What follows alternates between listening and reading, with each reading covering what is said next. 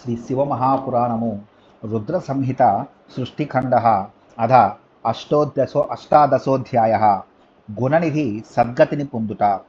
బ్రహ్మోవాచ శ్రుత్వా తథా స వృత్తాంతం ప్రాక్తనం స్వం వినింద్య చ కాంచిద్దిశం సమాలోక్య నిర్యయౌ దీక్షితాంగజః కియచ్చిరం తతో గత్వా యజ్ఞదత్తాత్మజస్స హి దుష్టో గుణనిధిస్తస్థౌ గతోత్సాహో విసర్జితః చింతామవాప మహతీం క్వయామి కరవాణి కిం నాహమభ్యస్త విద్యోస్మి న చైవాతి ధనోస్మ్యహం దేశాంతరే యస్య ధనం సద్య సుఖమేధతే భయమస్తి ధనే చోరాత్ స విఘ్న సర్వతో భవః. బ్రహ్మ ఇట్లు పలికెను. ఆ దీక్షిత పుత్రుడా వృత్తాంతమును విని తన పూర్వకర్మను నిందించుకొని ఏదో ఒక దిక్కున బయలుదేరను. చాలాసేపు అట్లు ప్రయాణించి యజ్ఞదత్త పుత్రుడు దుష్టుడునగు గుణనిధి తండ్రిచే పరిత్యజింపబడి ఉత్సాహము లేనివాడే నిలబడెను. అతడు గొప్ప దుఃఖమును పొందెను. నేను ఎచటికి వెళ్ళేదను, ఏమి చేయుదును? నేను విద్యలను విస్మరించి తిని, నా వద్ద ధనము కూడా అధికముగా లేదు. దేశాంతరమునందు ధనమున్న వానికి సుఖము వెనువెంటనే లభించును. ధనము ఉన్నచో చోరుల భయము తప్పదు. కానీ ఇది అన్ని దేశములకు సమానమే. యాజకస్య కులే జన్మ కథం మే వ్యసనం మహత్ అహో బలీయాన్ హి విధి భావి కర్మాను సంధయేత్ భిక్షితుం నాధిగచ్చామి నమే పరిచితః క్వచిత్ నచ పార్శ్వే ధనం కించిత్ కిమత్ర శరణం భవేత్ సదా నభ్యుదితే భానౌ ప్రసూర్మే మిష్టభోజనం దద్యాత్ర కం యాచే నచేహ జననీ మమ. దీక్షితుని గృహంలో జన్మించిన నాకు తీవ్రమగు వ్యసనములెట్లు అబ్బినవి. ఆశ్చర్యము! విధి బలవత్తరమైనది. నేను ఇప్పుడు భావి కార్యమును గురించి ఆలోచింపవలెను. యాచించుటకై నాకు పరిచితమైన వాడెవ్వడునో కానరాడు. నా వద్ద ధనమేమీ లేదు. ఈ పరిస్థితిలో నాకు శరణు ఎవ్వరు. తెల్లవారకుండగానే నాకు తల్లి మృష్టాన్న భోజనము నిడేది. ఆ నా తల్లి ఇచ్చట లేదు. నేనెచట ఎవరిని యాచించదగును? బ్రహ్మ ఉవాచ ఇతి చింతయతస్తస్య బహుశస్తత్ర నారద అతిదీనం తనోర్మూలే భానురస్తాచలం గతః ఏతస్మిన్నేవ సమయే కశ్చిన్మాహేశ్వరో నరః సహోపహారానాదాయ నగరాద్ బహిరభ్యగాత్ నానావిధాన్ మహాదివ్యాన్ స్వజనైః పరివారితః సమభ్యర్చితు మీశానం శివరాత్రా ఉపోషితః శివాలయం ప్రవిశ్యాధ స భక్త శివసక్తధీః యథోచితం శుచిత్తేన పూజయామాస శంకరం. బ్రహ్మ ఇట్లు పలికెను. ఓ నారద, ఇట్లు అతడు అచట చెట్టు మొదట్లో కూర్చుండి పరిపరి విధములా చింతించుచుండగా సూర్యుడు అస్తమించెను. ఇదే సమయంలో ఒక మహేశ్వర భక్తుడు నైవేద్యము కొరకు ఉపహారములను తీసుకుని నగరము నుండి బయటకు బయలుదేరెను. అతని వద్ద గొప్ప దివ్యములైన అనేక విధముల ఉపహారములుండెను. అతని బంధువులు అతని చుట్టూ వారిండిరి. అతడు శివరాత్రి నాడు ఉపవాసము ఉండి శివుని ఆరాధించుటకు బయలుదేరెను. శివుని యందు లగ్నమైన మనస్సు గల ఆ భక్తుడు శివాలయమును ప్రవేశించి పవిత్రమగు మనస్సుతో యథావిధిగా శంకరుని పూజించును. పక్వాన్న గంధమాగ్రామ యజ్ఞదత్తాత్మజో ద్విజః పితృత్యక్తో మాతృహీనః క్షిదితస్స తమన్వగాత్ ఇదమన్నం మయాగ్రాహ్యం శివాయోపకృతం మిసి సుప్తే శైవ జనే దైవాత్ సర్వస్మిన్ వివిధం మహత్ ఇత్యాసామవలంబ్యాధ ద్వారి శంభోరుపావిశత్ దదర్శ చ మహాపూజాం తేన భక్తేన నిర్మితాం విధాయ నృత్య గీతాది భక్తా సుప్తా క్షణే యదా నైవేద్యం సతదాదాతుం భర్గాగారం వివేశః. తండ్రిచే విడువబడి తల్లి లేక ఆకలిగొనియున్న ఆ యజ్ఞదత్త పుత్రులకు బ్రాహ్మణుడు ఆహార పదార్థముల గంధమును ఆఘ్రానించి అతని వెనుకనే వెళ్ళెను. శివభక్తులు ఈ అన్నమును శివునకు నివేదన చేసి రాత్రియందు నిద్రించగానే నేను ఈ విధములకు దివ్యమైన వంటకములను పరిగ్రహించెదను. అతడి తీరున ఆశించి శివ సన్నిధిలో ద్వారమునందు కూర్చుండి ఆ భక్తుడు చేసిన మహాపూజను దర్శించెను. ఆ భక్తులు నాట్యములను చేసి పాటలను పాడి నిద్రించగానే ఆ నైవేద్యమును గ్రహించుటకై అతడు శివ సన్నిధిలోనికి ప్రవేశించెను. దీపం మందప్రభం దృష్ట్వా పక్వాన్న వీక్షణాయ సహ నిజ చైలాంచలాద్వర్తిం కృత్వా దీపం ప్రకాశ్య చ యజ్ఞదత్తత్మ జస్సోద శివనైవేద్యమాదరాత్ జగ్రాహ సహసా ప్రీత్య పక్వాన్నం బహుశస్తతః తతః పక్వాన్నమాదాయ త్వరితం గచ్చతో బహిః తస్య పాదతలాఘాతాత్ ప్రసుప్తః కోప్యబుధ్యత కోయం కోయం త్వరాపన్నో గృహ్యతామసౌ ఇది చుక్రోశస జనో గిరౌ భయమహోచ్చయ యావద్భయాత్ సమాగచ్చ తావత్స పురరక్షకైః పలాయమానో నిహతక్షణ దంధత్వమాగతః. అతడు ఆ వివిధ ఆహార పదార్థములను చూడబోగా దీపకాంతి తగినంత లేకుండెను. అతడు తన ఉత్తరీయము నుండి వస్త్ర శకలమును చింపి ఒత్తిని చేసి దీపమును ప్రకాశింపజేసెను. అప్పుడు ఆ యజ్ఞదత్తుని పుత్రుడు వివిధములైన వంటకములు గల శివనైవేద్యమును ప్రీతితో ఆదరముతో స్వీకరించెను. అతడు ఆహారమును తీసుకుని త్వరితముగా బయటకు వెళ్ళుచుండగా కాలు తగిలి నిద్రపోవుచున్న వ్యక్తి ఒకడు తెలివిని పొందెను. ఎవరు వారు వారిని తొందరగా పట్టుకొనుడు అని అతడు భయముతో పెద్ద స్వరముతో అరచెను. గుణనిధి భయపడి పరిగెత్తుచుండగా రక్షక భటులు కొట్టిరి. అతడు పడిపోయెను మరియు చూపును కోల్పోయెను. అభక్షయచ్చ నైవేద్యం యజ్ఞదత్తాత్మజో మునే శివానుగ్రహతో నూనం భావి పుణ్య బలాచ్చతః అధ బద్ధ సమాగచ్చ పాసముద్గరపాణిభిః నినీషుభిః సంయమనీయం యామ్యైశ్చ వికటైర్భటైః తావత్ పారిషదాః ప్రాప్తాః కింకినీ జలమాలినః దివ్యం విమానమాదాయ తం నేతుం శూలపానయః. ఓ మహర్షి, ఆ యజ్ఞదత్త కుమారుడు శివుని అనుగ్రహం వలన మరియు లభించబో పుణ్యం యొక్క ప్రభావం వలన నైవేద్యమును భక్షించి మరణించెను. అప్పుడు భయంకరాకారులు పాశము ముద్గరము అను ఆయుధములను ధరించిన వారు నగు యమభటులు అతడికి వచ్చి అతన్ని బంధించి యమపురికి తీసుకొని పోవనుద్యమించిరి. ఇంతలో చిరుగంటల మాలలను ధరించిన చేతియందు శూలమును గల శివగణములు అతన్ని తీసుకుని వెళ్ళుటకై దివ్య విమానమును తీసుకుని వచ్చిరి. శివగణావూచుః ముంచతైనం ద్విజం యామ్య గణాః పరమధార్మికం దండయోగ్యో న విప్రోసౌ దగ్ధ సర్వాగ సంచయః ఇత్యాకర్ణ్య వచస్తేః యమరాజగణాస్తతః మహాదేవ గణానా బభూవశ్చ కితాభృశం శంభోర్గణనధాలోక్య భీతైస్తైర్యమకింకరైః అవాది ప్రణతైరిత్తం దుర్వృత్తోయం గణాద్విజః. శివగణముల వారిచ్చనిది, యమగణములారా, గొప్ప ధార్మికుడగు ఈ ద్విజుని విడువుడు. ఈ విప్రుడు శిక్షకు అర్హుడు కాడు. ఈతని పాపములన్నీ నశించినవి. ఈ మాటను విన్న యమగణముల వారు ఆశ్చర్యమగ్నులై మహాదేవ గణముల వారితో ఇట్లు మాట్లాడిది. శంభుగణములను చూసి భయపడిన యమగణముల వారు నమస్కరించి, ఓ గణములారా, ఈ ద్విజుడు దుర్మార్గుడు అని పలికిరి. యమగణ ఊచుః కులాచారం ప్రతిరిత్యైష పిత్రోర్వాక్య పరాగ్ముఖః సత్యశౌచ పరిభ్రష్ట సంధ్యాస్నాన వివర్జితః అస్తాం దురేస్య కర్మాణ్యచ్చివ నిర్మాల్యలంఘకః ప్రత్యక్షతోత్ర వీక్షధ్వా మస్పృశ్యోయం భవాదృశం శివ నిర్మాల్య భోక్తార శివ నిర్మాల్య లంఘకాః శివ నిర్మాల్య దాతారా స్పర్శస్తేషాం హ్యపుణ్యకృత్ విషమాలోక్య వాపేయం శ్రేయో వా స్పర్శనం పరం సేవితవ్యం శివస్వంన ప్రాణై కంటగతైరపి. యమగణములు ఇట్లు పలికిరి. ఈతడు కులాచారమును ఉల్లంఘించి తల్లిదండ్రుల మాటను జవదాటినాడు. సత్య శౌచములను సంధ్యాస్నానములను పరిత్యజించినాడు. ఇతర పాపకర్మలను నటుంచుడు. ఇతడు శివ నిర్మాల్యమును అవమానించుటను మనము ప్రత్యక్షముగా చూచి ఉంటిమి. మీ వంటి వారు స్పృశించుటకు ఇతడు తగడు. శివ నిర్మాల్యమును భుజించిన వారిని, అవమానించిన వారిని మరియు ఇచ్చిన వారిని స్పృశించినచో పాపము కలుగును. విషమును స్పృశించవచ్చును లేదా త్రాగవచ్చును, కానీ ప్రాణములు పోవునప్పుడైనను శివధనమును సేవించరాదు. యూయం ప్రమాణం ధర్మేషు యదానచ తథా వయం అస్తి చేద్ధర్మలేశోస్య గణాస్తం శృణుమో వయం ఇత్తం తద్వాక్యమాకర్ణ్య యామానాం శివకింకరాః స్మృత్వా శివపదాంభోజం ప్రోచుః పారితదాస్తు తాన్. ధర్మముల విషయంలో మీరే ప్రమాణము, మేము కాదు. ఓ గణములారా, వీనియందు ధర్మలేశము ఉన్నచో మేము వినగోరుచున్నాము. శివకింకరులు యమకింకరుల ఈ మాటలను విని శివుని పాదపద్మమును స్మరించి వారితో ఇట్లనిరి.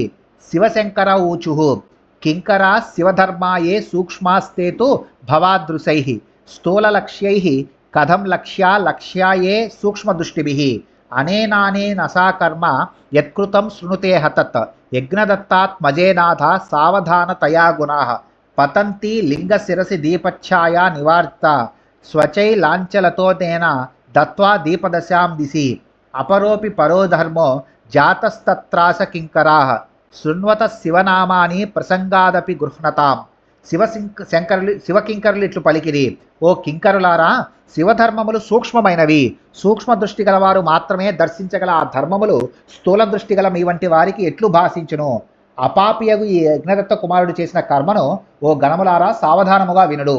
ఈతడు నిన్న రాత్రి తన వస్త్రముతో ఒత్తిడి చేసి దీపమును కాపాడి లింగ శిరస్సుపై దీపపు నీడ పడకుండా నివారించినాడు. ఓ కింకరులారా, ప్రసంగవశాత్తు శివనామములను అతడు విని మరి ఒక గొప్ప ధర్మమును ఆచరించినాడు.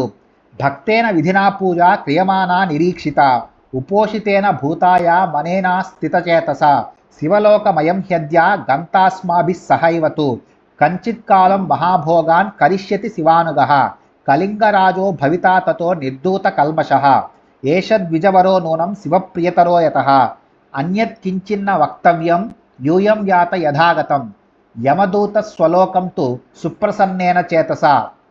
భక్తుడు ఉపవాసము నుండి మనస్సును లగ్నము చేసి యథావిధిగా చేసిన పూజను ఈతడు చూచినాడు. ఈతడిప్పుడు మాతో శివలోకమునకు వచ్చి శివుని అనుచరుడై కొంతకాలము మహాభోగములను అనుభవింపగలడు. తరువాత సర్వదోషములు తొలగిన ఈ ద్విజశ్రేష్ఠుడు శివునకు మిక్కిలి ప్రీతిపాత్రులగుటచే కళింగ రాజు కాగలడు. మీతో చెప్పదగినది మరి ఏదీయూ లేదు. యమదూతలారా, మీరు ప్రసన్న చిత్తులై వచ్చిన దారిని మీ లోకమునకు పొండు. బ్రహ్మోవాచ ఇత్యాకర్ణ్య వచస్తేషాం యమదూత మునీశ్వర, యథాగతం యయుస్సర్వే యమలోకం పరాగ్ముఖాః, సర్వం నివేదయామా సుస్సమానాయ గణామునే, తద్వృత్తమాదితః ప్రోక్తం శంభూదూతైస్య ధర్మతః. బ్రహ్మ ఇట్లు పలికెను, ఓ మునిశ్రేష్ఠ, యమదూతలు వారి ఈ మాటలను విని వెనుదిరిగి యమలోకమునకు వచ్చిన దారిన అందరూ వెళ్ళిరి. ఓ మహర్షి, శంభుని దూతలు ధర్మము ప్రకారము చేసిన ఈ కార్యమునంతను యమునకు ఆ దూతలు ఆది నుండి అంతము వరకు విన్నవించని. ధర్మరాజ ఉవాచ సర్వే శృణుత మద్వాక్యం సావధానతయా గణాః, తదేవ ప్రీత్యా కృత మచ్చాసన పురస్సరం, ఏ త్రిపుండ్రధరాలోకే విభూత్యా స్థితయా గణాః, తే సర్వే పరిహర్తవ్యా నానేతవ్యా కదాచన, ఉద్దూలనకరా ఏహి విభూత్యా స్థితయా గణాః, తే సర్వే పరిహర్తవ్యా నానేతవ్యా కదాచన, ఏ రుద్రాక్షధరాలోకే జటాధారిణ ఏవయే, తే సర్వే పరిహర్తవ్యా నానేతవ్యా కదాచన, శివవేషతయా లోకే ఏన కేనాపి హేతునా, తే సర్వే పరిహర్తవ్యా నానేతవ్యా కదాచన. ధర్మరాజు ఇట్లు పలికెను, ఓ గణములారా, మీరందరూ సావధానముగా నా మాటలను విని నా ఈ ఆజ్ఞను ప్రీతితో ఆచరించుడు. లోకములో తెల్లని విభూతితో త్రిపుండ్రమును ధరించు వారిని, తెల్లని విభూతితో శరీరమునంతయు భస్మమయముగా చేసుకుని వారిని, రుద్రాక్షను ధరించు వారిని, జటాధారులను, కారణం ఏదైనా లోకములో శివవేషమును ధరించు వారిని ఇచ్చటకు ఎన్నడనూ తీసుకొని రావలదు. వారికి దూరముగా నుండు. ఉపజీవన హేతోశ్చ శివవేష ధరాహియే, తే సర్వే పరిహర్తవ్యా నానేతవ్యా కదాచన, దంభేనాపిచ్చ లేనాపి శివవేష ధరాహియే, తే సర్వే పరిహర్తవ్యా నానేతవ్యా కదాచన. ఏవమాజ్ఞాపయామాస స యమో నిజకింకరాన్, తథేతి మత్వా తే సర్వే తూష్ణీమాసన్ శుచిస్మితాః. జీవిక కొరకై శివవేషమును ధరించు వారిని తాము ధర్మాత్ములమని చెప్పుకొనుట కొరకు గాని లేదా ఇతరులను మోసగించుట కొరకు గాని శివవేషము ధరించు వారినైనను ఇచ్చటికి ఎన్నడను గొని రావలదు. వారికి దూరముగా నుండు. ఆ యముడు తన భటులను ఈ తీరుగా ఆజ్ఞాపించెను.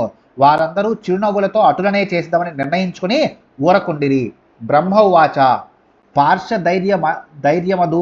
దూతేభ్యో మోచితస్థుతి సద్విజః, శివలోకం జగామాసు తైర్గణైః శుచిమానసః, తత్ర భుక్త్వాఖిలాన్ భోగాన్ సంసేవ్య చ శివాశివౌ, అరిందమస్య తనయః కళింగాధిపతేరభూత్, దమ ఇత్యభిధానోభూత్ శివసేవాపరాయణః, బాలోపి శిశుభిః సాకం శివభక్తిం చకారసః, క్రమాద్రాజ్యమవాప్యాధ పితుర్యుపరతే యువ, ప్రీత్యా ప్రవర్తయామాస శివధర్మాంశ సర్వసః, నాణ్యం ధర్మం స జానాతి దుర్దమో భూపతిర్ధమః, శివాలయేషు సర్వేషు దీపదానాదృతే ద్విజాః. బ్రహ్మ ఇట్లు పలికెను, యమదూతల నుండి ఈ తెరంగున శివగణములచే విడిపింపబడిన ఆ బ్రాహ్మణుడు శుద్ధమగు అంతఃకరణము గలవాడై వారితో కూడి శీఘ్రముగా శివలోకమునకు వెళ్ళెను. అతట అతడు సమస్త భోగములను అనుభవించి పార్వతీ పరమేశ్వరులను చక్కగా సేవించి కళింగరాజుకు అరిందముని కుమారుడై జన్మించెను. అతనికి దముడు అని పేరు. అతడు బాల్యము నుండి శివుని సేవించుటందు శ్రద్ధ గలవాడై పిల్లలతో కూడి శివుని భజించడివాడు. కొంతకాలమునకు తండ్రి రాజ్యాధికారం నుండి నివృత్తుడయ్యను. అప్పుడు యువకుడకు దముడు రాజు అయ్యను. అతడు సర్వత్రా ప్రీతితో శివధర్మములను ప్రవర్తిల్లజేసెను. ఓ ద్విజులారా, జయింప సఖ్యము కాని ఆ దమ మహారాజునకు శివాలయములన్నింటి యందు దీపములను వెలిగింపజేయుట తక్క మరి ఒక ధర్మము తెలియదు. గ్రామాధీశాంస మహూయ సర్వాంస విషయస్థితాన్ ఇత్తమాజ్ఞాపయామాస దీపదేవా శివాలయే అన్యదా సత్యమేవేదం సమే దండ్యో భవిష్యతి దీపదానాచ్చి వస్తుష్టో భవతీతి శృతిరితం. యస్య యస్యాభితో గ్రామం యావంతస్య శివాలయాః తత్ర తత్ర సదా దీపోద్యోతనీయో విచారితం మమాజ్ఞాభంగో దోషేణ శిరశ్చేత్సామ్య సంశయం ఇది తద్భయతో దీప్తాః ప్రతి శివాలయం. అతడు తన రాజ్యమందలి గ్రామాధికారులను అందరినీ పిలిచి ఇట్లు ఆజ్ఞాపించను: శివాలయమందు దీపములను వెలిగించవలను. అట్లు చేయని వ్యక్తిని నేను దండించదను, ఇది సత్యము. దీపములను వెలిగించినచో శివుడు సంతుష్టుడగునని వేదములు చెప్పుచున్నవి. ప్రతి అధికారి తన అధికార క్షేత్రంలోని గ్రామములలో ఉన్న శివాలయమును అన్నింటి యందు నిత్యము దీపమునకు ఏర్పాటు చేయవలను. దీని విషయంలో చర్చకు తావులేదు. నా ఆజ్ఞను ఉల్లంఘించిన వారికి ఉరిశిక్ష వేయబడను, సందేహం లేదు. ఈ విధముగా రాజభయము వలన ప్రతి శివాలయమునందు దీపములు ప్రకాశించెను.